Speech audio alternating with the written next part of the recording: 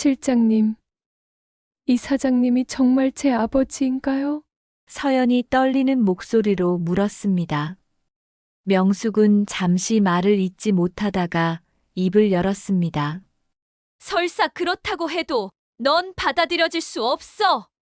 이 병원은 이미 주인들이 있어. 그 중 하나는 당연히 내가 될 거고. 그게 무슨 말씀이세요?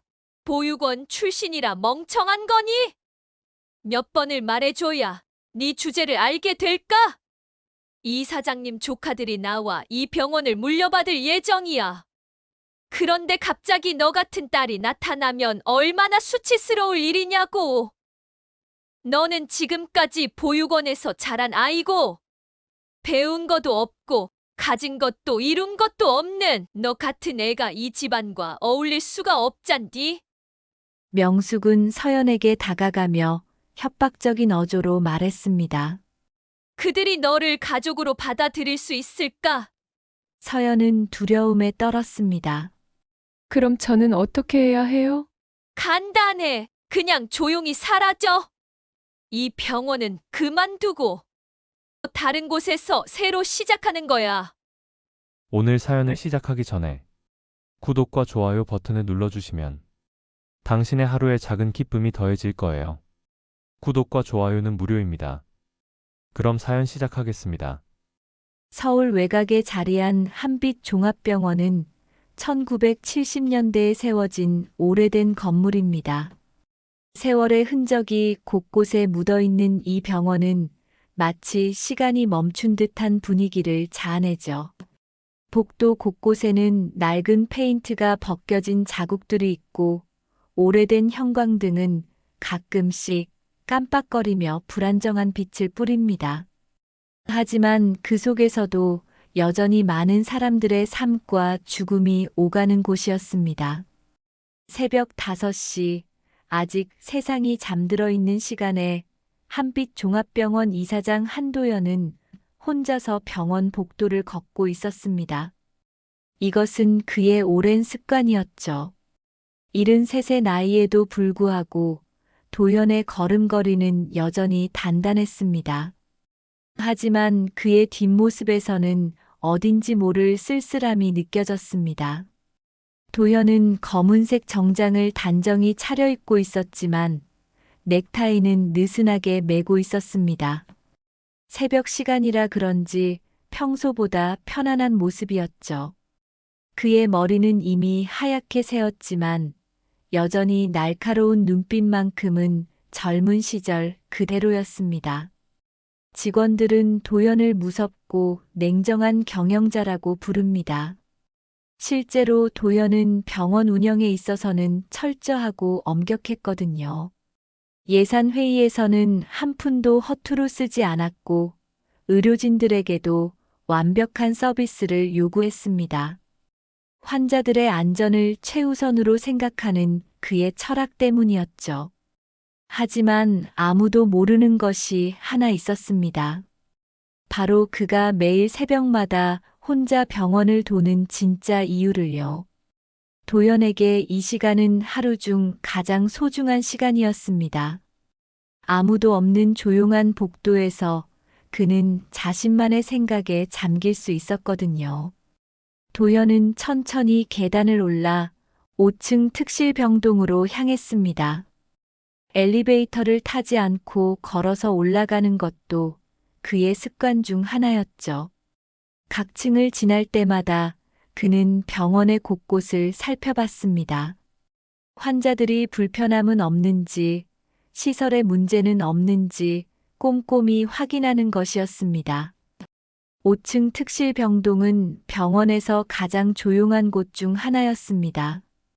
이곳은 특실 환자들이 머무는 곳으로 일반 병동보다 훨씬 넓고 쾌적하게 꾸며져 있었죠. 환자들은 대부분 잠들어 있고 간호사들도 업무에 집중하느라 바빠서 그를 알아보는 사람은 거의 없었습니다. 복도를 걷다가 도연의 발걸음이 멈췄습니다. 창고 앞에서 바닥을 닦고 있는 여성이 눈에 들어왔거든요.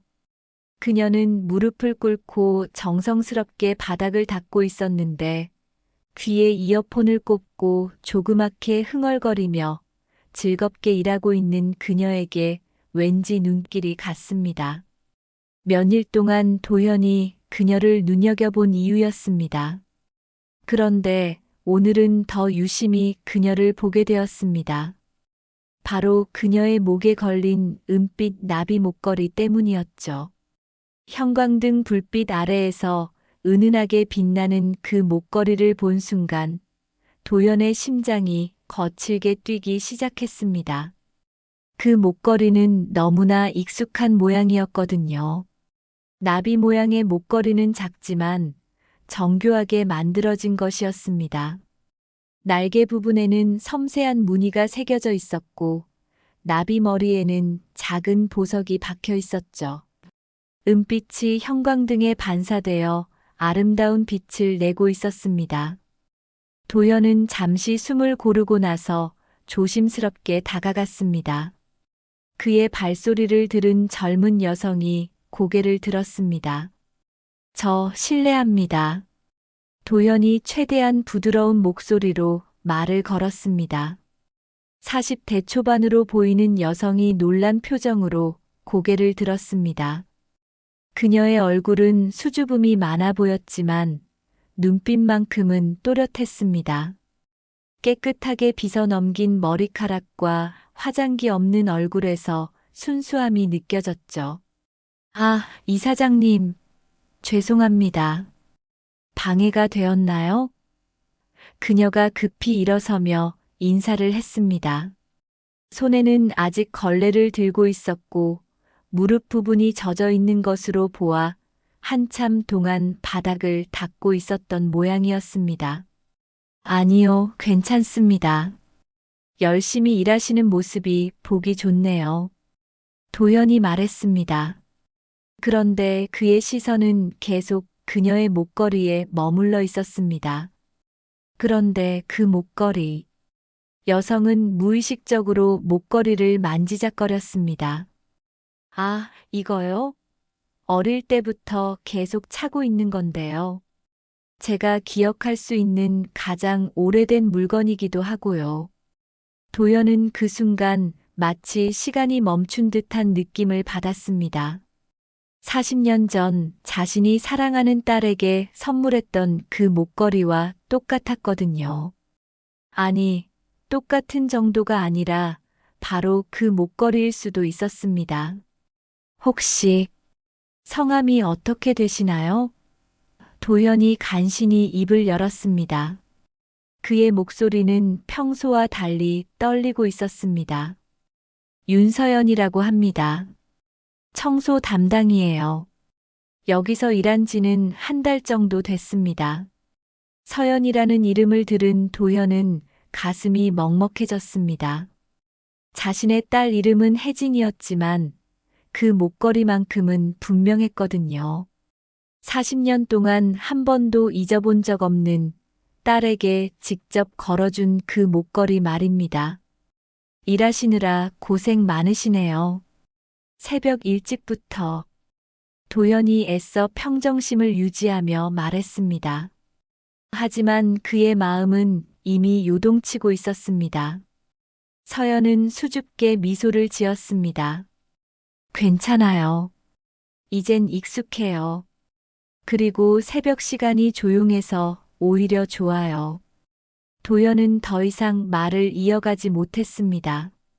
그 목걸이를 본 순간부터 40년 전 그날의 기억들이 물밀듯이 밀려왔거든요. 딸을 잃은 그날, 세상이 무너진 듯한 절망감, 그리고 지금까지 이어진 죄책감까지 모든 것이 한꺼번에 떠올랐습니다. 그럼 일 열심히 하세요. 도연이 겨우 말을 하고는 그 자리를 떠났습니다. 하지만 몇 걸음 걷지 못해서 다시 뒤를 돌아봤습니다. 서연은 다시 바닥을 닦기 시작했고 목걸이는 여전히 형광등 빛에 반짝이고 있었습니다. 도연은 사무실로 돌아와서도 서연의 모습을 떠올리지 못했습니다. 특히 그녀의 목에 걸린 은빛 나비 펜던트가 계속 눈앞에 어른거렸죠. 그는 책상 서랍 깊숙한 곳에서 오래된 사진 한 장을 꺼냈습니다. 사진 속에는 7살 혜진이 환하게 웃고 있었고, 목에는 바로 그 나비 목걸이가 걸려 있었습니다. 1984년 여름, 그때 도현은 33세 젊은 외과 의사였습니다. 대학병원에서 가장 실력 있는 의사 중 한 명으로 인정받고 있었고, 앞날이 창창했죠. 아내 미영과의 사이에서 태어난 딸 혜진은 그들 부부의 전부였습니다. 혜진은 아빠를 무척 따랐고, 도현 역시 딸을 세상에서 가장 사랑했습니다. 그 운명적인 날은 7월 15일이었습니다. 토요일 오후 도현은 가족과 함께 놀이공원에 나들이를 갔습니다. 혜진이 놀이기구를 타고 싶다고 조르던 날이었죠. 아빠, 회전목마 타고 싶어요. 혜진이 도현의 손을 잡고 깡충깡충 뛰며 말했습니다. 도현은 그날 아침 혜진에게 특별한 선물을 줬습니다. 바로 은빛 나비 목걸이였죠. 목걸이 뒷면에는 작은 글씨로 혜진에게 아빠가라고 새겨져 있었습니다. 우리 혜진이가 나비처럼 예쁘게 날면서 꿈 이루며 자라라는 뜻이야. 도현이 목걸이를 걸어주며 말했습니다. 혜진은 목걸이를 받고 거울 앞에서 한참 동안 자신의 모습을 바라봤습니다. 아빠, 정말 예뻐요. 평생 차고 있을 거예요. 혜진의 맑은 웃음소리가 집안을 가득 채웠습니다. 놀이공원에 도착한 가족은 즐거운 시간을 보냈습니다. 혜진은 회전목마를 타고 범퍼카도 타고 솜사탕도 먹었습니다. 도현과 미영은 딸의 행복한 모습을 보며 흐뭇해했죠. 그때까지만 해도 모든 것이 완벽했습니다. 오후 4시쯤 혜진이 화장실에 가고 싶다고 했습니다. 미영이 함께 가려고 했지만 혜진은 혼자 할 수 있어요. 라며 고집을 부렸습니다. 7살이나 됐으니 혼자서도 충분히 할 수 있다고 생각했던 것이죠. 화장실 바로 앞에서 기다릴게. 금방 나와야 해, 알았지? 도연이 혜진의 머리를 쓰다듬으며 말했습니다. 혜진은 고개를 끄덕이고는 화장실로 뛰어갔습니다. 목에 걸린 나비 목걸이가 햇빛에 반짝이는 것이 마지막 모습이었습니다. 도연은 화장실 입구 벤치에 앉아서 기다렸습니다. 처음에는 여유롭게 기다렸지만 10분이 지나도 혜진이 나오지 않자 불안해지기 시작했습니다. 미영에게 화장실 안을 확인해 달라고 부탁했지만 혜진은 어디에도 없었습니다. 혜진아, 혜진아. 도현과 미영은 놀이공원 곳곳을 뛰어다니며 딸을 찾았습니다. 놀이기구 주변 매점 앞, 주차장까지 샅샅이 뒤졌지만 혜진의 모습은 보이지 않았습니다. 시간이 갈수록 두 사람의 목소리는 더욱 절망적으로 변해갔습니다. 놀이공원 관리사무소에 신고하고 경찰에도 신고했습니다. 방송으로도 실종 안내를 했지만 아무런 소식이 없었습니다. 해가 지고 어둠이 내려앉았지만 혜진은 돌아오지 않았습니다. 그날 밤부터 도현과 미영의 진짜 지옥이 시작됐습니다. 경찰 수사는 더디게 진행됐고 유력한 단서도 찾지 못했습니다. 놀이공원 주변 방범 카메라에는 혜진이 화장실에 들어가는 모습까지만 찍혀 있었고 그 이후의 모습은 어디에서도 찾을 수 없었습니다. 도연은 병원 일도 제대로 하지 못했습니다. 수술 중에도 혜진 생각에 손이 떨렸고 환자를 돌보는 일에 집중할 수 없었습니다. 미영 역시 마찬가지였습니다. 밤마다 혜진이 돌아올까봐 문을 열어두고 잠들었고 전화벨이 울릴 때마다 혜진 소식이길 바랐습니다. 실종신고 전단지를 수천 장 만들어서 서울 곳곳에 붙였습니다. 전단지에는 혜진의 사진과 함께 목에 은빛 나비 목걸이를 하고 있음이라는 특징이 적혀 있었습니다. 텔레비전 실종자 찾기 프로그램에도 출연했고 신문 광고도 냈습니다. 하지만 시간이 흘러도 혜진에 대한 소식은 들려오지 않았습니다. 며칠이 몇 주가 되고 몇 주가 몇 달이 됐지만 아무런 단서도 찾을 수 없었습니다. 경찰은 점점 수사에 소극적이 됐고 주변 사람들도 하나둘씩 관심을 거두기 시작했습니다. 가장 힘든 것은 부부 사이의 갈등이었습니다. 미영은 도연이 혜진을 제대로 지키지 못했다고 원망했고 도연은 자신을 용서할 수 없었습니다. 당신이 화장실까지 따라갔어야 했어. 미영이 울부짖으며 말했습니다. 도연은 아무 말도 할 수 없었습니다. 정말로 자신의 잘못이라고 생각했거든요. 1년이 지나고 2년이 지났습니다. 미영은 더 이상 견딜 수 없다며 이혼을 요구했습니다. 이 집에 있으면 매일 혜진이 생각만 나. 나는 더 이상 살 수 없어. 미영이 짐을 싸며 말했습니다. 도연은 이혼 서류에 도장을 찍었습니다. 미영을 붙잡을 수도 있었지만 그녀도 충분히 아팠다는 것을 알고 있었기 때문입니다. 결국 두 사람은 각자의 길을 가게 됐고 도연은 홀로 남게 됐습니다. 그 이후 도연은 감정을 완전히 봉인했습니다. 일에만 매달렸고 사람들과의 관계도 최소한으로 줄였습니다. 병원 경영에 전념하면서 성공한 병원 경영인이 됐지만 마음 한구석은 항상 비어 있었습니다. 매년 7월 15일이 되면 도연은 놀이공원에 갔습니다. 혜진이 사라진 그 화장실 앞에 서서 몇 시간씩 기다렸습니다. 혹시라도 혜진이 돌아올까 하는 마음에서였죠. 하지만 40년이 지난 지금까지도 혜진은 나타나지 않았습니다. 도연은 사진 속 혜진의 목걸이를 다시 한번 자세히 살펴봤습니다.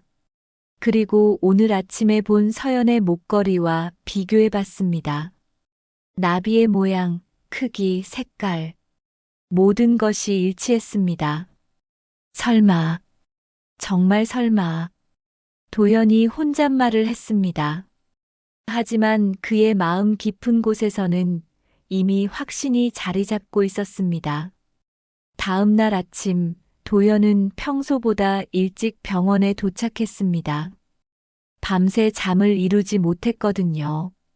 서연의 목걸이와 혜진의 목걸이가 같다는 생각이 머릿속을 떠나지 않았습니다. 하지만 섣부른 판단은 금물이었습니다. 너무 많은 시간이 흘렀고 비슷한 목걸이일 수도 있었으니까요. 도연은 행정실장 명숙에게 지시하였습니다. 윤서연이라는 청소 담당 직원 인사 기록 좀 제자리로 가져다 주세요. 목소리는 평상시처럼 차분했지만 속으로는 심장이 빠르게 뛰고 있었습니다. 30분 후 명숙이 서연의 인사 기록을 가져왔습니다. 도연은 파일을 받자마자 꼼꼼히 살펴봤습니다. 윤서연, 1979년생, 45살. 주소는 서울 외곽의 작은 원룸이었고 가족 관계란에는 없음이라고 적혀 있었습니다. 혜진은 1977년 태어나서 1984년에 7살이었습니다. 그렇다면 지금은 47살이어야 맞습니다. 나이가 맞지 않았습니다. 도연은 잠시 혼란스러웠습니다. 혜진과 너무 닮은 외모, 세상에 하나뿐인 나비 모양 은빛 목걸이. 서연과 혜진은 어떤 관계가 있는 걸까요? 복잡한 마음과 기대 섞인 마음에 잠을 이룰 수 없는 밤입니다. 도연은 서연이 언제 병원에 출근하는지 확인했습니다. 오후 6시부터 새벽 2시까지가 그녀의 근무 시간이었습니다. 도연은 그날 저녁 일부러 병원에 남아있기로 했습니다. 오후 6시가 조금 넘어서 도연은 5층 복도를 서성거렸습니다. 얼마 지나지 않아 서연이 청소 도구를 들고 나타났습니다. 어제와 마찬가지로 목에는 은빛 나비 목걸이가 걸려 있었습니다. 안녕하세요, 서연 씨. 도연이 먼저 인사를 했습니다. 서연은 깜짝 놀라며 고개를 숙였습니다. 아, 이사장님. 안녕하세요. 오늘도 뵙네요. 네, 우연이네요. 도연이 미소를 지으며 말했습니다. 혹시 시간 있으시면 잠깐 이야기 좀 할 수 있을까요? 커피라도 한잔 하면서요. 서연은 당황한 표정을 지었습니다. 저는 일해야 해서요. 그리고 이사장님과 제가 무슨 이야기를 할 게 있나요? 그냥 직원들과 대화하는 시간을 가지고 싶어서요. 병원 일은 어떤지, 불편한 점은 없는지 궁금하거든요. 도연이 자연스럽게 말했습니다. 서연은 잠시 망설이다가 고개를 끄덕였습니다. 그럼, 잠깐만요. 두 사람은 병원 1층에 있는 작은 카페테리아로 향했습니다. 밤 시간이라 손님은 거의 없었고 조용한 분위기였습니다. 도연은 서연에게 커피를 사주고는 마주 앉았습니다. 병원 일은 힘들지 않나요? 도연이 조심스럽게 물었습니다. 괜찮아요. 제가 원래 체력이 좋은 편이거든요. 그리고 밤 시간 일이 저한테는 더 맞는 것 같아요. 서연이 수줍게 대답했습니다. 가족분들은 걱정하지 않으세요? 밤늦게 일하는 것을요. 서연의 표정이 잠시 어두워졌습니다. 가족은 없어요. 저는 보육원에서 자랐거든요. 도연의 심장이 쿵 하고 내려앉았습니다. 보육원에서요? 네. 어릴 때부터 쭉 보육원에서 살았어요. 부모님이 누군지도 모르고 어떻게 보육원에 오게 됐는지도 기억이 안 나요. 서연이 목걸이를 만지작거리며 말했습니다. 그럼 그 목걸이는? 습관이 되어서 자꾸 만지는 버릇이 있어요.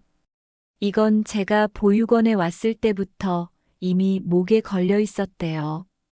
보육원 선생님이 그러시더라고요. 처음 저를 데려왔을 때부터 이 목걸이를 하고 있었다고요. 도연은 커피잔을 든 손이 떨리는 것을 느꼈습니다. 몇 살 때 보육원에 오셨나요? 정확히는 모르겠어요. 제가 말을 거의 못했거든요. 보육원에서 추정하기로는 5살 정도였을 것 같다고 하시더라고요. 그래서 출생 연도도 추정해서 정한 거예요. 도연은 숨을 크게 들이쉬었습니다. 만약 이 아이가 혜진과 연이 닿았던 아이라면 혜진을 찾을 수 있을까 하는 기대가 차올랐습니다. 어느 보육원이었나요? 도연이 물었습니다. 경기도에 있는 사랑나무 보육원이었어요. 지금은 없어졌지만요. 몇 년 전에 문을 닫았거든요. 도연은 그 보육원 이름을 기억해뒀습니다. 나중에 자료를 찾아봐야겠다고 생각했습니다. 목걸이에 특별한 의미가 있나요? 도연이 조심스럽게 물었습니다. 서연은 목걸이를 들여다보며 말했습니다. 글쎄요. 저한테는 유일한 과거의 흔적이에요. 이 목걸이가 아니었다면 제가 어디서 왔는지 전혀 알 수 없었을 거예요. 부모님과 닿은 작은 끈은 있구나 하면서 살아왔습니다. 혹시 목걸이 뒷면에 글씨 같은 게 새겨져 있나요? 서연이 목걸이를 뒤집어 보려고 했지만 작아서 잘 보이지 않았습니다. 있는 것 같기는 한데 너무 작아서 잘 안 보여요. 뭐라고 쓰여 있는지는 모르겠어요. 도연의 가슴이 두근거렸습니다. 혜진의 목걸이 뒷면에는 분명히 혜진에게 아빠가라고 새겨져 있었거든요.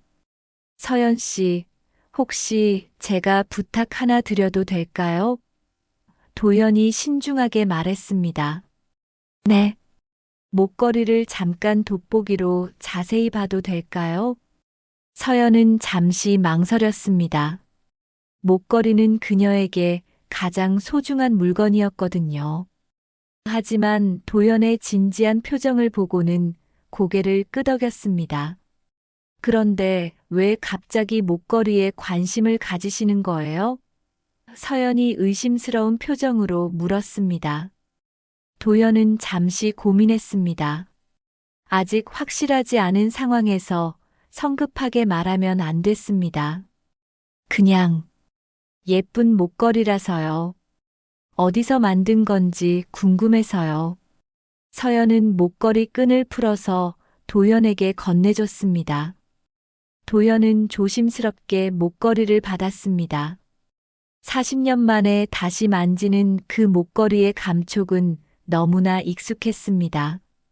도연은 목걸이를 받자마자 주머니에서 작은 돋보기를 꺼냈습니다. 의사 생활을 하면서 항상 가지고 다니는 습관이 있었거든요. 목걸이 뒷면을 돋보기로 자세히 들여다본 순간 도연의 숨이 멎을 것 같았습니다. 그곳에는 분명히 혜진에게 아빠가라는 글씨가 새겨져 있었습니다. 글씨가 작아서 흐릿하긴 했지만 도연은 그 글씨를 너무나 잘 알고 있었습니다. 자신이 직접 보석상에 부탁해서 새겨넣은 글씨였거든요. 도연의 손이 심하게 떨렸습니다. 목걸이를 서연에게 돌려주면서 최대한 평정심을 유지하려고 애썼지만 목소리는 어쩔 수 없이 떨렸습니다. 정말 예쁜 목걸이네요. 감사해요. 그런데 이사장님 괜찮으세요? 얼굴이 너무 창백해 보이는데요. 서연이 걱정스러운 표정으로 물었습니다. 아, 네. 괜찮습니다. 그냥 좀 피곤해서요. 도연이 억지로 미소를 지었습니다. 하지만 속으로는 온갖 생각들이 머릿속을 맴돌고 있었습니다. 서연이 왜 혜진의 목걸이를 가지고 있는 걸까요? 서연은 다시 목걸이를 목에 걸었습니다. 이사장님, 그런데 정말 궁금한 게 있어요. 왜 갑자기 저한테 관심을 가지시는 거예요? 그냥 청소부인 저에게요. 도연은 잠시 망설였습니다. 지금 당장 모든 것을 말하고 싶었지만 너무 갑작스럽게 말하면 서연이 놀랄 것 같았습니다. 그냥 열심히 일하는 모습이 인상 깊었어요. 그리고 혹시 보육원에서 자랐으면 친부모님을 찾을 생각은 안 해보셨어요? 글쎄요.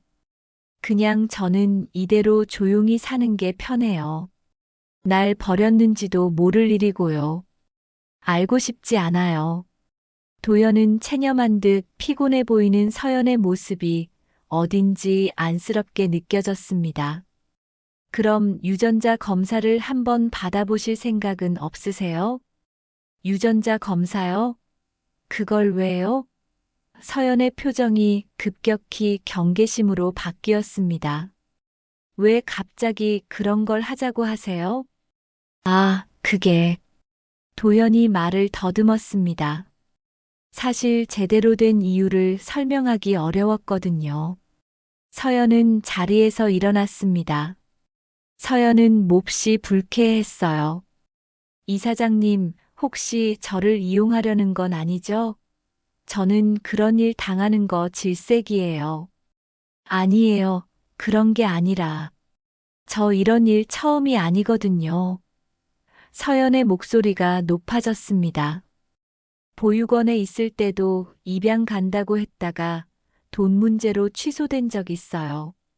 그리고 몇 년 전에는 친척이라고 찾아온 사람이 있었는데 알고 보니 재산 상속 때문에 접근한 거였고요. 전 기대도 없고 그냥 이대로 살아도 되는 사람이라 아무것도 안 하고 싶어요. 도연은 당황했습니다. 서연이 이렇게 반응할 줄 몰랐거든요. 서연 씨, 제가 그런 사람이 아니에요. 정말로. 그럼 왜 유전자 검사를 하자고 하는 거예요? 혹시 이 사장님 아빠라도 된다는 건가요? 서연이 비웃듯이 말했습니다. 설마 그런 드라마 같은 일이 실제로 일어날 거라고 생각하시는 거예요? 그 말을 들은 순간 도연은 할 말을 잃었습니다. 서연이 정확히 핵심을 찌른 것이었거든요. 정말로 그녀가 자신의 딸일 수도 있다고 생각하고 있었으니까요. 서연은 가방을 챙기며 일어났습니다. 죄송하지만 저는 이제 일하러 가야 해요. 그리고 이사장님, 다시는 저한테 이상한 제안하지 마세요. 저는 그냥 조용히 일하고 싶거든요. 서연 씨, 잠깐만요. 도연이 서연을 붙잡으려 했지만 서연은 이미 카페테리아를 나가고 있었습니다. 도연은 혼자 남겨진 채 깊은 한숨을 쉬었습니다. 너무 성급했다는 생각이 들었습니다. 서연의 입장에서는 갑자기 나타난 이사장이 이상한 제안을 하니까 의심스러울 수밖에 없었겠죠. 다음 날 도연은 인사팀장에게 은밀히 지시를 내렸습니다. 서연의 과거 기록을 더 자세히 조사해달라고 한 것이었습니다. 특히 사랑나무 보육원의 기록과 1984년 당시의 상황을 알아보라고 했습니다. 하지만 조사 결과는 실망스러웠습니다. 사랑나무 보육원은 이미 문을 닫았고 당시 기록들도 대부분 소실된 상태였습니다. 보육원 원장도 몇 년 전에 돌아가셔서 직접 증언을 들을 수도 없었습니다. 그래도 도연은 포기하지 않았습니다. 개인적으로 탐정을 고용해서 더 자세한 조사를 의뢰했습니다. 혹시라도 남아있는 기록이나 당시 상황을 아는 사람이 있을지도 모르니까요. 며칠이 지났지만 서연은 도연을 피하고 있었습니다. 도연이 나타나면 다른 층으로 피해 가거나 일찍 퇴근하기도 했습니다. 도연은 서연과 다시 대화할 기회를 찾지 못했습니다. 한편 병원 행정실장 최명숙은 도연의 이상한 행동을 눈치채고 있었습니다. 명숙은 수십 년 동안 도연을 보좌하면서 그의 모든 것을 알고 있다고 자부했습니다. 그런데 최근 도연이 청소부 직원에게 관심을 보이는 것이 이상했습니다. 명숙은 은밀히 서연을 불러냈습니다. 서연 씨, 최근에 이사장님과 무슨 일이 있었나요? 서연은 당황하며 대답했습니다. 특별한 일은 없었는데요. 그냥 몇 번 인사를 나눈 정도예요. 정말요? 이사장님이 직원 개인에게 관심을 보이는 일은 거의 없거든요. 특히 청소 담당 직원에게는 더욱 그렇고요. 서연은 불안해졌습니다. 혹시 제가 잘못한 게 있나요? 명숙은 음흉한 미소를 지었습니다. 아니에요. 오히려 좋은 일일 수도 있어요. 그런데 서연 씨, 혹시 이사장님이 이상한 제안을 하지 않았나요? 이상한 제안이요? 예를 들어, 유전자 검사 같은 것 말이에요. 서연은 깜짝 놀랐습니다. 명숙이 어떻게 그것을 알고 있는 건지 의아했습니다. 어떻게 그걸? 역시 그랬군요. 명숙이 고개를 끄덕였습니다. 서연 씨, 조심하세요. 그 사람이 당신을 이용해 친딸을 찾을 생각을 하시는 것 같은데, 그게 사실이라고 해도 당신한테는 좋을 게 없어요. 당신을 버린 사람을 이제 와서 찾아서 뭐 하려고요? 그게 무슨 말씀이세요? 명숙은 서연에게 가까이 다가가며 속삭였습니다. 이 사장님은 오래전 과거에 자신의 가족들을 버린 사람이에요. 그리고 이 사장님한테는 이미 다른 가족들이 있어요. 조카들도 있고 재산 상속 문제도 복잡하고요. 만약 당신이 진짜 딸이어서 그게 밝혀지기라도 한다면 사람들이 당신을 가만 놔둘 것 같아요? 서연의 얼굴이 창백해졌습니다. 그럼 피 보는 건 당신이에요. 차라리 모르는 척하고 조용히 지내는 게 나을 거예요. 그리고 명숙이 잠시 말을 멈췄다가 다시 입을 열었습니다. 사실 저도 당신 기록을 좀 봤는데 이 사장님 딸일 가능성은 거의 없어 보여요. 큰 기대 같은 건 하지 않는 게 좋을 거예요. 정말요? 전혀 예상치도 못했던 일인데요. 네. 나이도 안 맞고 여러 가지로 맞지 않는 부분이 많아요. 아마 이 사장님이 착각하고 계신 것 같아요. 그 흔한 목걸이가 뭐라고. 그러니 이 사장님께서 괜한 오해하지 않도록 주의하세요. 명숙의 말을 들은 서연은 복잡한 기분이 들었습니다. 한편으로는 안도했지만 왠지 모르게 너무 슬픈 눈으로 자신을 바라보던 이 사장님의 모습이 자꾸 마음에 쓰였습니다. 명숙은 서연과의 대화를 마친 후 곧바로 자신의 사무실로 돌아갔습니다. 그녀는 수십 년 동안 한빛 종합병원에서 일하면서 도연의 모든 비밀을 알고 있다고 자부했습니다. 특히 40년 전 딸을 잃은 사건에 대해서도 누구보다 잘 알고 있었죠. 명숙에게는 숨겨진 야망이 있었습니다. 도연이 나이가 들면서 병원 경영에서 물러나게 되면 자신이 그 자리를 차지하고 싶었거든요. 하지만 만약 도연에게 진짜 딸이 나타난다면 모든 계획이 틀어질 수 있었습니다. 명숙은 컴퓨터를 켜고 서연의 인사기록 파일을 열었습니다. 그리고 조심스럽게 몇 가지 내용을 수정하기 시작했습니다. 보육원 입소 시기도 조작하고 의료기록에서 혈액형 정보도 다르게 입력했습니다. 이 정도면 유전자 검사를 해도 혼란스러운 결과가 나올 거야.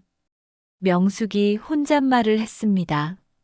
그녀는 오랫동안 병원 행정 업무를 담당하면서 이런 일에는 능숙했거든요. 다음 날 도연은 탐정에게서 연락을 받았습니다. 이 사장님, 사랑나무 보육원에 대해 알아봤는데 흥미로운 사실을 발견했습니다. 어떤 사실인가요? 1984년 7월경에 신원불명의 여자아이가 보육원에 맡겨졌다는 기록이 있습니다. 당시 경찰서 자료에도 같은 내용이 남아 있어요. 도연의 심장이 빠르게 뛰었습니다. 그 아이의 특징은 어땠나요? 목에 은빛 나비 목걸이를 하고 있었다고 적혀 있습니다. 그리고 말을 거의 하지 않는 상태였다고 하네요. 지능에는 이상이 없으나 충격으로 인한 것 같다고 당시 의사가 진단한 기록이 있습니다. 도연은 잠시 말을 잇지 못했습니다. 모든 것이 일치하고 있었습니다. 시기도 목걸이도 상황도 완벽하게 맞아떨어졌습니다. 더 조사해 보겠습니다. 당시 보육원에서 일했던 분 중에 생존해 계신 분이 한 분 있다고 하네요. 도연은 탐정에게 더 자세한 조사를 부탁했습니다. 하지만 동시에 서연과의 관계도 회복해야 했습니다. 지금처럼 서로 피하고 있으면 진실을 확인할 수 없었거든요. 그날 저녁, 도연은 다시 5층으로 올라갔습니다. 서연이 복도를 청소하고 있는 모습이 보였습니다. 도연은 조심스럽게 다가갔습니다. 서연 씨, 안녕하세요. 서연은 도연을 보자 몸을 움츠렸습니다. 이사장님, 안녕하세요. 지난번에 제가 무리한 부탁을 드려서 죄송했습니다. 너무 갑작스러웠죠. 서연은 여전히 경계심을 늦추지 않았습니다. 괜찮아요. 그런데 정말 더 이상 그런 이야기는 하지 말아주세요. 알겠습니다. 대신에 한 가지만 물어봐도 될까요? 개인적인 호기심이에요. 서연은 잠시 망설이다가 고개를 끄덕였습니다. 명숙 실장의 말 때문에 경계심이 다 풀리진 않았지만 이사장님에게 날썩에 대하고 싶지는 않았거든요. 혹시 어릴 때 기억나는 것이 있나요? 보육원에 오기 전에 기억 말이에요. 서연은 고개를 저었습니다. 전혀요. 가끔 꿈을 꾸기는 해요. 누군가가 저를 안아주는 꿈이나 놀이공원 같은 곳에서 노는 꿈을요. 하지만 그게 실제 기억인지 그냥 상상인지는 모르겠어요. 도연의 가슴이 뜨거워졌습니다. 놀이공원 이야기를 듣는 순간 혜진이 사라진 그날이 떠올랐습니다. 꿈에서 놀이공원은 어떤 모습이었나요? 회전목마가 있고 솜사탕을 파는 곳도 있고요. 그리고 누군가가 제 손을 잡고 함께 걸어다니는 꿈이에요. 그 사람의 얼굴은 잘 기억이 안 나지만 따뜻한 느낌이었어요. 도연은 울컥하는 감정을 억누르며 말했습니다. 좋은 꿈이네요. 그런데 그렇게 마냥 좋은 꿈은 아니에요. 그 꿈을 꿀 때마다 무서운 느낌이 들거든요.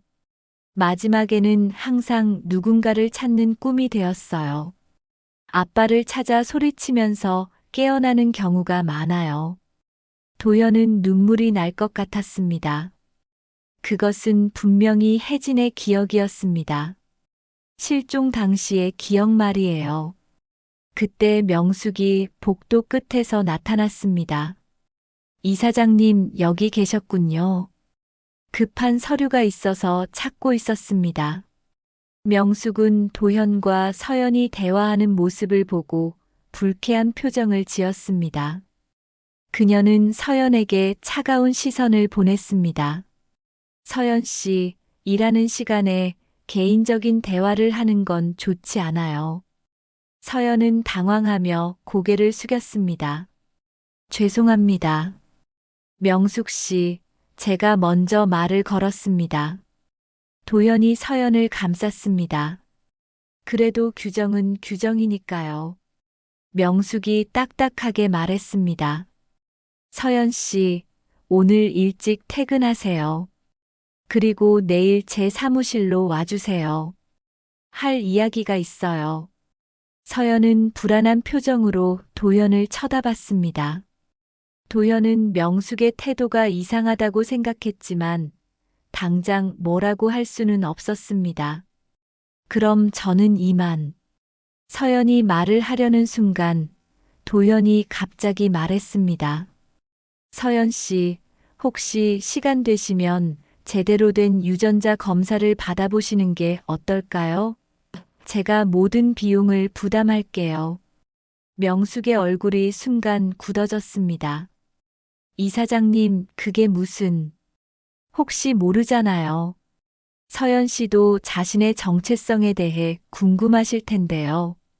유전자 검사를 해서 등록을 해놓으면 혹시 서연 씨를 애타게 찾고 있을 부모님을 만나게 될 수도 있고요. 서연은 잠시 고민했습니다. 사실 그녀도 자신의 과거에 대해 궁금했거든요. 하지만 날 낳은 부모가 자신을 정말 버린 거면 어쩌나 하는 두려움이 컸어요. 순간 서연은 명숙의 말이 계속 머릿속에 맴돌았습니다.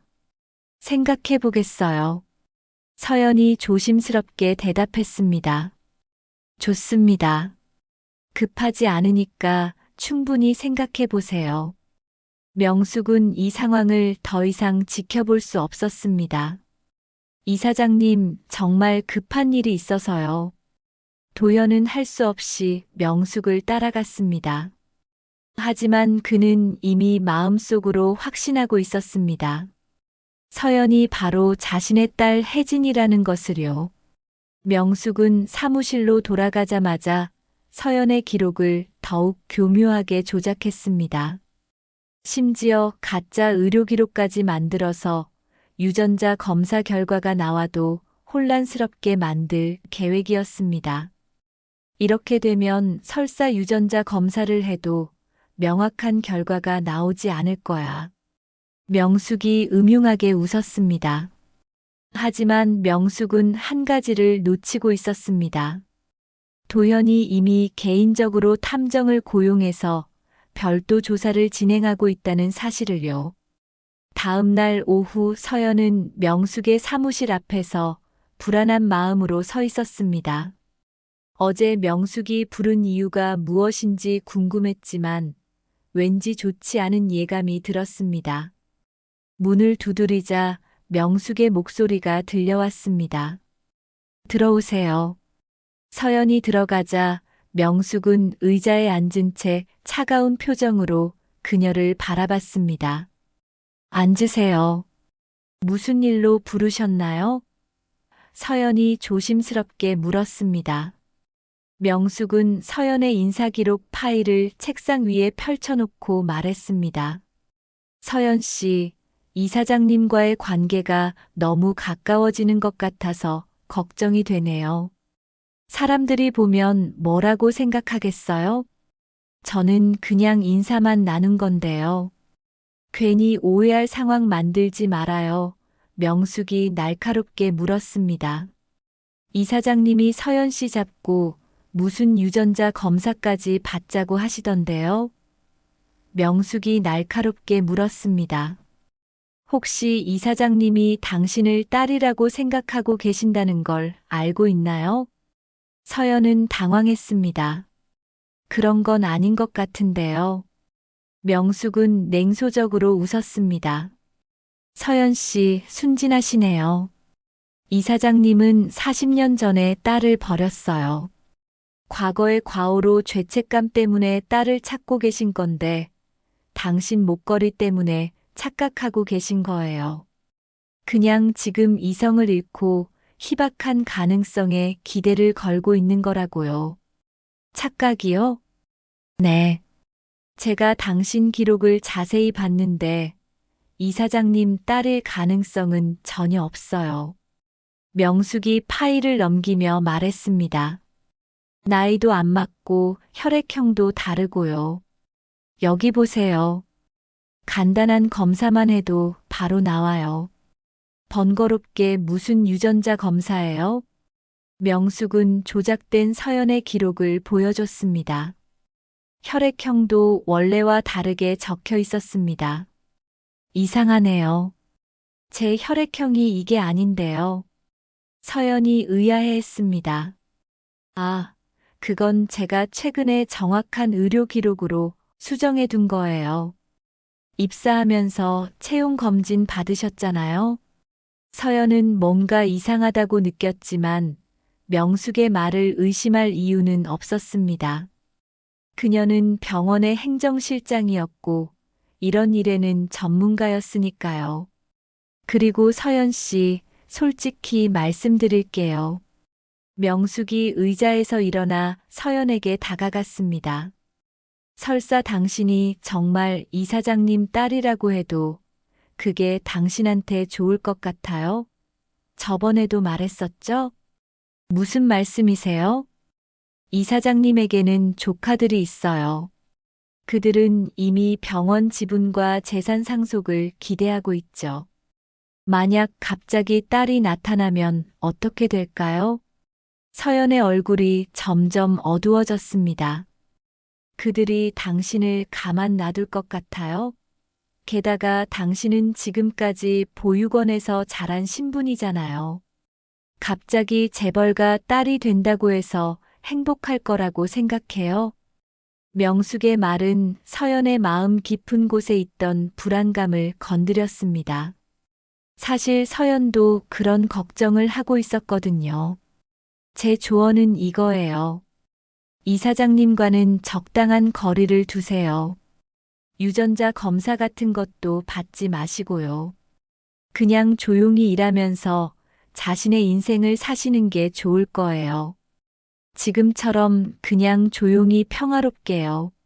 서연은 고개를 끄덕였습니다. 알겠습니다. 좋아요. 그럼 오늘부터는 2층에서 근무하세요. 5층은 다른 사람이 담당하도록 하겠어요.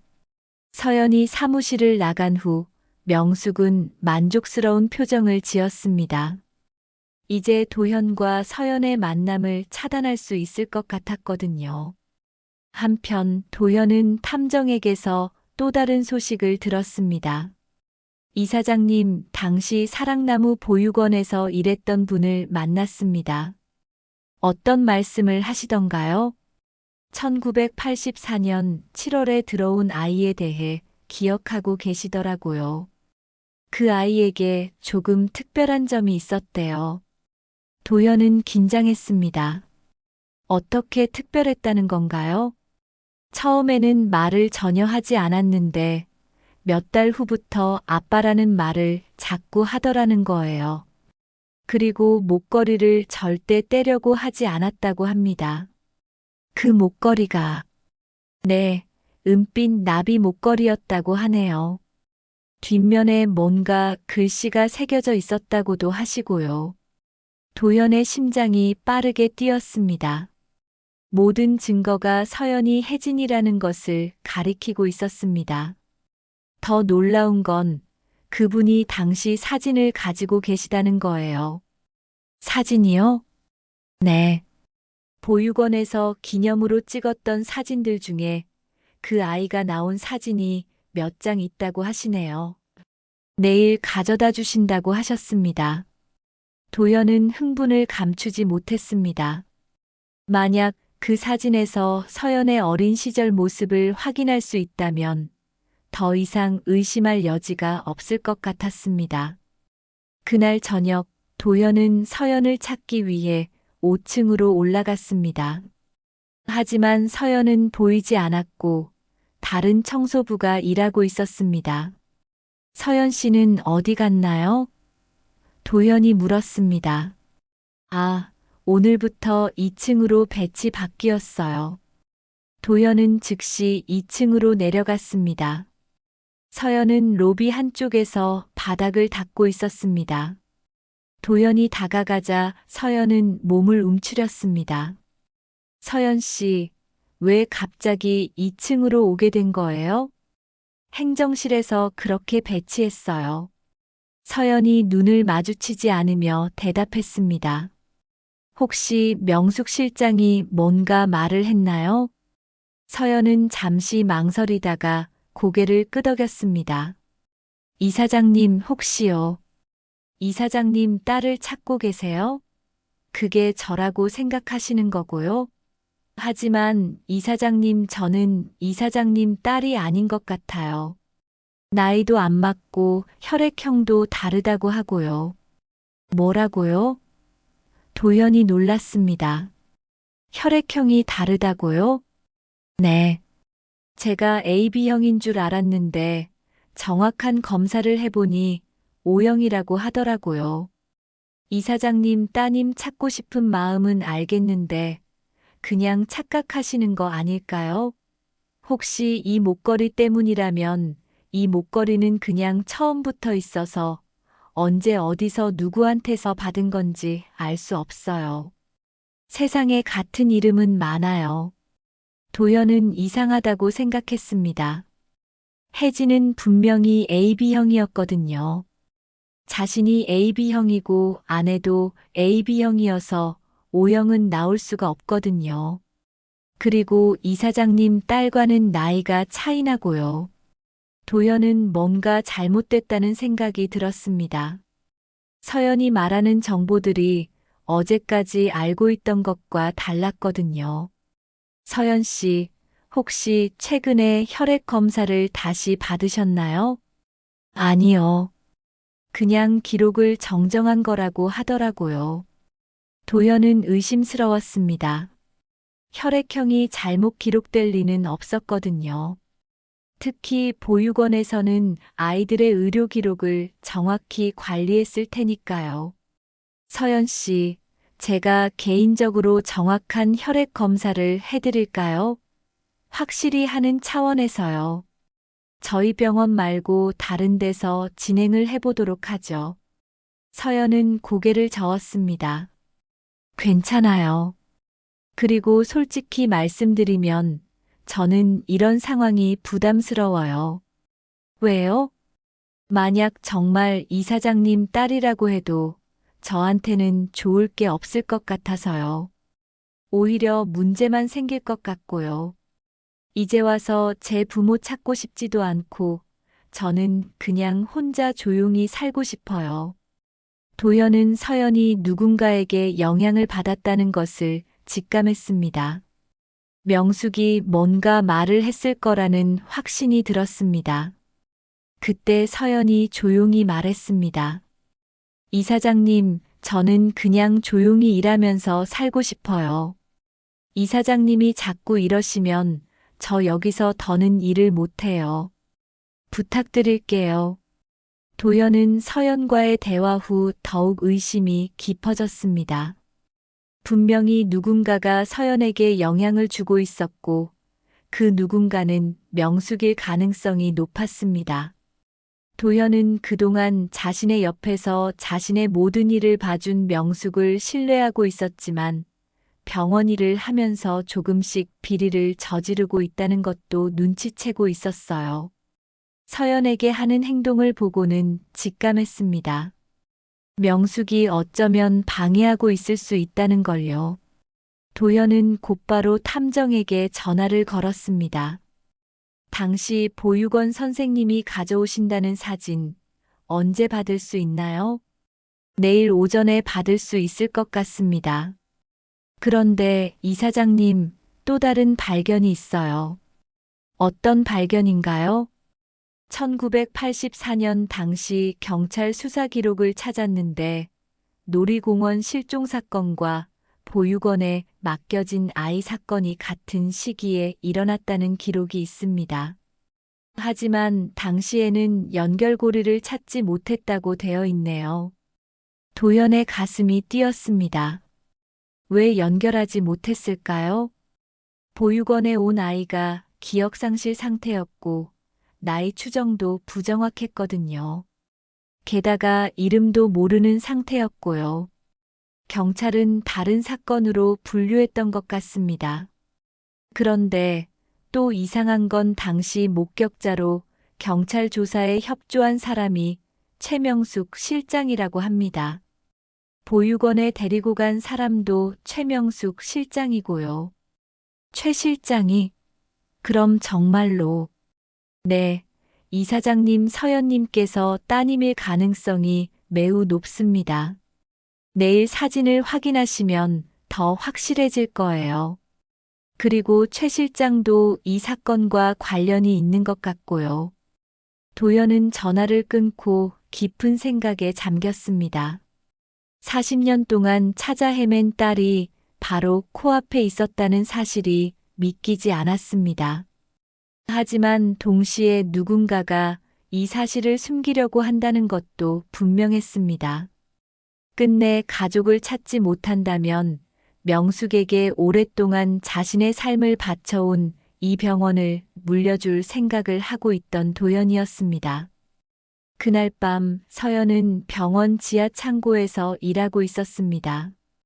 2층으로 배치가 바뀌면서 창고 정리 업무도 맡게 된 것이었습니다. 오래된 의료기기들과 서류 상자들이 쌓여 있는 곳이었죠. 서연은 먼지가 쌓인 상자들을 하나씩 정리하고 있었습니다. 그런데 구석진 곳에서 낡은 종이 상자 하나가 눈에 띄었습니다. 상자에는 1984년 실종아동 관련 자료라고 손글씨로 적혀 있었습니다. 호기심이 생긴 서연은 상자를 열어봤습니다. 그 안에는 오래된 신문 기사들과 전단지들이 들어 있었습니다. 그 중에서 가장 눈에 띄는 것은 7세 여아 놀이공원에서 실종이라는 제목의 신문 기사였습니다. 서연은 기사를 자세히 읽어봤습니다. 한혜진이라는 이름의 7살 여자아이가 1984년 7월 15일 놀이공원에서 실종됐다는 내용이었습니다. 그리고 그 아이의 특징으로 목에 은빛 나비 목걸이 착용이라고 적혀 있었습니다. 서연의 손이 떨렸습니다. 자신이 어린 시절 모습에서 차고 있는 목걸이와 똑같은 모습이었거든요. 더 놀라운 것은 실종된 아이의 아버지가 한도현이라고 적혀 있다는 것이었습니다. 이럴 수가. 서연이 중얼거렸습니다. 상자 안에는 더 많은 자료들이 있었습니다. 실종자 찾기 전단지, 텔레비전 방송 출연 기록, 그리고 수많은 제보 전화 내용들이 정리되어 있었습니다. 모든 자료에는 도연의 이름이 적혀 있었습니다. 그 중에서 서연의 시선을 끈 것은 작은 봉투였습니다. 봉투 겉면에는 혜진이를 위해라고 적혀 있었고, 안에는 똑같은 디자인의 은빛 나비 목걸이가 들어 있었습니다. 함께 있던 쪽지에는 도연의 필체로 이런 글이 적혀 있었습니다. 혜진아, 혹시라도 내가 돌아오면 이걸 주려고 했다. 아빠가 너와 똑같은 목걸이를 또 하나 만들었어. 40년이 지났지만 아빠는 매일 너를 기다린다. 미안하다, 혜진아. 아빠가 너를 지켜주지 못해서 정말 미안하다. 서연의 눈에서 눈물이 왈칵 쏟아졌습니다. 자신이 누군지 모르고 살아왔지만 이렇게 간절히 찾아주는 사람이 있었다는 사실이 가슴을 뭉클하게 했습니다. 그때 창고 문이 열리며 명숙이 들어왔습니다. 서연 씨, 여기서 뭐 하고 있어요? 서연은 재빨리 눈물을 훔쳤습니다. 그리고 서연은 당황하며 자료들을 숨기려 했지만 명숙이 이미 모든 것을 봤습니다. 그거 내가 볼 자격 없는 거야. 네가 뭔데 지금 여기서 이런 걸 보고 있는 거니? 명숙이 차가운 목소리로 말했습니다. 실장님, 이사장님이 정말 제 아버지인가요? 서연이 떨리는 목소리로 물었습니다. 명숙은 잠시 말을 잇지 못하다가 입을 열었습니다. 설사 그렇다고 해도 넌 받아들여질 수 없어. 이 병원은 이미 주인들이 있어. 그중 하나는 당연히 내가 될 거고. 그게 무슨 말씀이세요? 보육원 출신이라 멍청한 거니? 몇 번을 말해줘야 네 주제를 알게 될까? 이사장님 조카들이 나와 이 병원을 물려받을 예정이야. 그런데 갑자기 너 같은 딸이 나타나면 얼마나 수치스러울 일이냐고. 너는 지금까지 보육원에서 자란 아이고 배운 것도 없고 가진 것도 이룬 것도 없는 너 같은 애가 이 집안과 어울릴 수가 없잖니. 명숙은 서연에게 다가가며 협박적인 어조로 말했습니다. 그들이 너를 가족으로 받아들일 수 있을까? 특히 재산 상속 문제가 얽혀 있는데. 서연은 두려움에 떨었습니다. 그럼 저는 어떻게 해야 해요? 간단해. 그냥 조용히 사라져. 이 병원은 그만두고 다른 곳에서 새로 시작하는 거야. 너 한 자리 마련하는 건 일도 아니니까. 걱정하지 말고. 하지만 이사장님은 저희 아빠가 저를 이렇게 애타게 찾고 계셨는데 내가 옆에서 이사장님을 본 세월이 얼만데 그냥 본인이랑 있다가 없어졌으니 찾는 신용이라도 한 거지. 이사장님은 딸에 대해 전혀 애틋함이 없으니 걱정 안 해도 돼. 이제 와서 버린 친딸을 애달프게 찾아봤자 이사장님도 결국 포기하실 거야. 작정하고 사라진 애를 무슨 수로 찾을 수 있겠어. 40년 동안 찾지 못했던 딸이 갑자기 나타났다고 해서 모든 걸 뒤바꿀 수는 없어. 그러니 조용히 그만. 명숙은 서연의 손에서 자료들을 빼앗았습니다. 이런 건 애초에 내가 봐서는 안 되는 거였고, 내가 폐기하지. 서연은 어떻게 해야 할지 몰랐습니다. 한편으로는 도연이 자신의 가족이라는 사실이 기뻤지만, 다른 한편으로는 명숙의 말이 현실적으로 맞는 것 같았습니다. 이제와 딸이라고 나타나면 가족들과 생길 불화가 걱정이 되었습니다. 생각할 시간을 줄게. 하지만 현명한 선택을 하길 바라. 명숙이 자료들을 들고 창고를 나갔습니다. 서연은 혼자 남겨진 창고에서 한참 동안 울었습니다. 40년 만에 찾은 아버지였지만 그 기쁨은 오래가지 못할 것 같았습니다. 아버지가 자신을 버렸다고만 생각하고 원망을 해오던 지난날이 떠올라 괴로웠습니다. 다음 날 오전, 도연은 탐정에게서 받은 사진들을 보고 있었습니다. 1984년 보육원에서 찍힌 사진들이었는데 그 중 한 장에는 은빛 나비 목걸이를 한 어린 여자아이가 찍혀 있었습니다. 도연은 그 아이의 얼굴을 보자마자 확신했습니다. 바로 혜진이었습니다.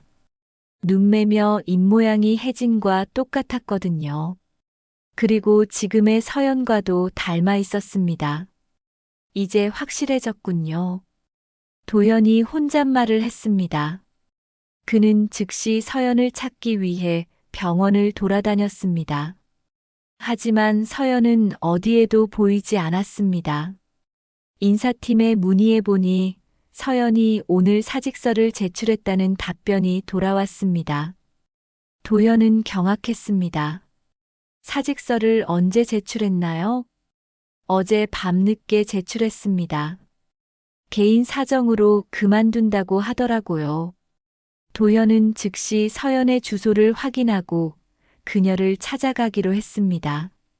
40년 만에 찾은 가족을 다시 잃을 수는 없었거든요. 도연은 서연의 주소지로 급히 향했습니다.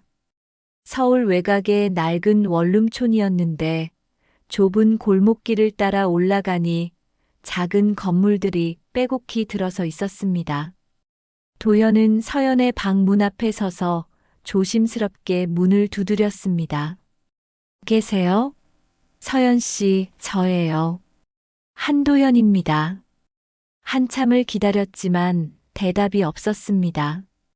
도연은 더 크게 문을 두드렸습니다. 서연 씨, 제발 문 좀 열어주세요. 할 말이 있어요. 여전히 집문은 굳게 닫혀 있었고 시끄러운 소리에 옆집 사람이 나와봤습니다. 저기요, 여기서 그렇게 시끄럽게 하시면 어떻게 합니까? 죄송합니다. 혹시 여기 사는 분 보신 적 있으신가요? 오늘 아침에 짐 빼서 이사 가는 것 같던데요. 아, 됐고, 빨리 시끄럽게 하지 말고 가봐요. 난 야간 근무하는 사람이라 지금 자야 돼. 요즘 거기 사는 사람 왜 이렇게 시끄러운 일이 많이 생기나 몰라. 그게 무슨 말씀이세요? 아니, 엊그제도 검은 사람들 몰려와서 두들기고 때려 부수고 그러더만 쯧쯧 젊은 사람이 뭔 사고를 쳤는지. 도연은 절망스러웠습니다. 이제 다시 서연을 어디 가서 찾나 하는 생각에 허탈감으로 다리에 힘이 풀리던 그때였습니다. 서연의 작은 목소리가 들려왔어요. 얼굴이 잔뜩 부어있는 모습이었습니다. 여긴 왜 오셨어요? 돌아가세요. 저는 아무것도 모르겠어요. 서연 씨, 저는 당신이 제 딸이라는 걸 확신해요. 증거도 있고요. 무슨 증거요? 이제 와서 제가 이사장님 딸이라고 뭐가 달라져요. 떨어져 산 세월이 훨씬 더 많아요. 바라는 것도 없고요. 괜한 가정에 분란 만들고 싶지 않습니다. 그냥 조용히 살고 싶습니다. 도연은 조용히 자신의 가방에서 무언가를 꺼냈습니다. 이걸 한번 봐주렴 혜진아. 아빠는 널 이렇게 찾고 있었어. 커가는 모습을 못 본 게 너무 아쉽다. 너의 생일마다 써온 편지들과 선물들이야. 우리 서연이가 10살 때는 뭘 갖고 싶어 했을까? 15살 때는 뭘 주면 좋아할까 고민하면서 널 한시도 그리워하지 않은 날이 없어. 제발 아빠라고 한 번만 불러봐 주면 안 되겠니? 꼿꼿했던 이사장님의 모습은 찾아볼 수 없고 슬픔에 가득 차 애절한 도연의 모습을 보니 서연도 그간의 말 못한 그리움과 미안함으로 눈물을 흘렸습니다. 조금 진정이 된 후 서연과 도연은 이야기를 나누기 위해 원룸으로 들어갔습니다. 원룸은 작았지만 깔끔하게 정리되어 있었습니다. 도연은 작은 의자에 앉으며 서연을 바라봤습니다. 왜 갑자기 사직서를 낸 거야? 서연은 고개를 숙였습니다. 명숙 실장님이 여러 가지 말씀을 하셨어요. 어떤 말을 했는데? 제가 나타나면 이사장님 가족들이 저를 받아들이지 않을 거라고, 재산 문제도 복잡해질 거라고 하시더라고요. 이사장님께서 저를 버리시고는 과오에 대한 죄책감으로 저를 이제서야 찾는 거라고요. 그리고는 가족들 사이에 분란 만들지 말라고, 조용히 사라지라고요. 도연은 화가 났습니다. 명숙이 서연을 협박한 것이 분명했습니다. 그건 명숙 씨가 거짓말을 한 거야. 내게 조카들이 있긴 하지만 병원은 제 소유다. 너를 찾지 못한다면 병원을 그대로 물려줄 생각이었어. 나도 이제 많이 지쳤거든. 이사장님. 그런데 엊그제 낯선 사람들이 왔다고 하던데 무슨 일이었니? 모르겠어요. 제가 없는 사이에 집이 난장판이 되어 있어서.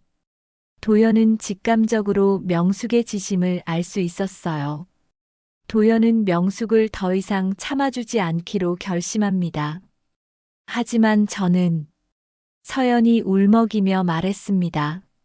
저는 그런 복잡한 일에 휘말리고 싶지 않아요. 그냥 조용히 살고 싶어요. 이사장님, 걱정은 안 하셔도 돼요. 이제 아빠 원망 같은 건 안 하고 버려진 아이가 아니라는 걸 알게 됐으니 그걸로 저는 됐어요. 도연은 서연의 손을 잡았습니다. 혜진아, 아빠가 40년 동안 얼마나 너를 그리워했는지 알아? 하루도 너를 잊은 적이 없어. 엄마도 널 많이 그리워했다. 내가 지켜주지 못해서 정말 미안하다. 정말 아직도 믿기지가 않아요. 제가 진짜 이사장님 딸이라니. 그럼 내 목걸이 뒷면에 뭐라고 새겨져 있는지 봐봐. 서연은 목걸이를 벗어서 뒷면을 자세히 봤습니다. 혜진에게 아빠가 라고 되어 있어요. 그래. 아빠가 내 7번째 생일에 선물한 거야. 내가 나비처럼 예쁘게 자라길 바라는 마음으로 말이야. 서연은 목걸이를 꽉 쥐고 눈물을 흘렸습니다. 그럼 저는 정말 내 아빠가 내 딸이야. 내가 평생 찾아 헤맨 소중한 딸이야. 두 사람은 서로를 껴안고 한참 동안 울었습니다. 40년의 세월이 한순간에 녹아내리는 듯 했습니다. 아빠, 정말 오랫동안 찾으셨던 거예요? 서연이 도연의 품에서 물었습니다. 매일매일 찾았어. 혹시라도 내가 병원에 나타날까봐 새벽마다 복도를 돌기도 했고, 매년 내가 사라진 날에는 놀이공원에 가서 기다리기도 했어. 저도 가끔 꿈을 꿨어요. 놀이공원에서 누군가와 함께 있는 꿈을. 그리고 아빠를 찾는 꿈도요. 도연은 서연의 머리를 쓰다듬었습니다. 이제 괜찮아. 아빠가 다시는 널 놓치지 않을 거야. 그때 도연의 휴대폰이 울렸습니다. 병원에서 온 전화였습니다. 이사장님, 명숙 실장이 급히 찾으시는데요. 뭔가 중요한 일이 있다고 하시네요. 도연은 서연을 바라봤습니다. 혜진아, 아빠와 함께 병원에 가자. 이제 모든 걸 정리할 때가 됐어. 하지만 명숙 실장님이 걱정하지 마. 이제 아빠가 있잖아. 두 사람은 함께 병원으로 향했습니다. 병원에 도착하자 명숙이 도연의 사무실 앞에서 기다리고 있었습니다. 서연을 본 명숙의 얼굴이 굳어졌습니다. 이사장님, 무슨 일이신지. 서연 씨는 사직서 내놓고 여길 왜 또 왔어요? 명숙 씨, 당신이 서연 씨에게 한 말들에 대해 해명이 필요할 것 같은데요. 도연이 차가운 목소리로 말했습니다. 명숙은 당황했습니다. 예, 저는 그냥 서연 씨의 자료를 조작한 것도 당신이죠? 40년 전 그 놀이동산에 당신도 있었고요. 명숙의 얼굴이 창백해졌습니다. 그건 도연은 가방에서 진짜 유전자 검사 결과지를 꺼냈습니다. 이미 비공식적으로 유전자 검사를 마쳤어요. 서연 씨는 제 친딸이 맞습니다. 그리고 최명숙 당신이 40년 전 우리 부녀를 이렇게 만든 장본인이기도 하고요. 명숙은 말을 잇지 못했습니다. 내 옆에서 그렇게 오래 나와 함께 일하면서 어떻게 그런 짓을 할 수 있어? 명숙은 한참 만에 입을 열었습니다. 이사장님, 저는 그냥 병원이 혼란스러워질까봐. 아니, 이사장님이 병원에 더 집중을 했으면 좋겠어서. 저는 오직 이사장님을 위해서. 명숙은 당황한 듯 횡설수설했습니다. 거짓말하지 마. 당신의 진짜 목적이 뭔지 알고 있어. 이미 이 병원을 다 손에 쥘 계획이었던 거지. 병원 리모델링, 증축 계획도 다 세워놓고 말이야. 환자를 위한 시설을 없애고 상업시설을 들이려고 했더군. 명숙은 결국 무릎을 꿇었습니다. 아, 그건 다 이 병원을 위해서. 병원이 너무 낡고 초라하잖아요. 돈을 못 벌면 병원도 유지할 수가 없어요. 이사장님. 그만하지. 최 실장. 이사장님, 죄송합니다. 정말 죄송합니다. 도연은 명숙을 더 이상 상대하지 않고 서연을 데리고 사무실로 들어갔습니다.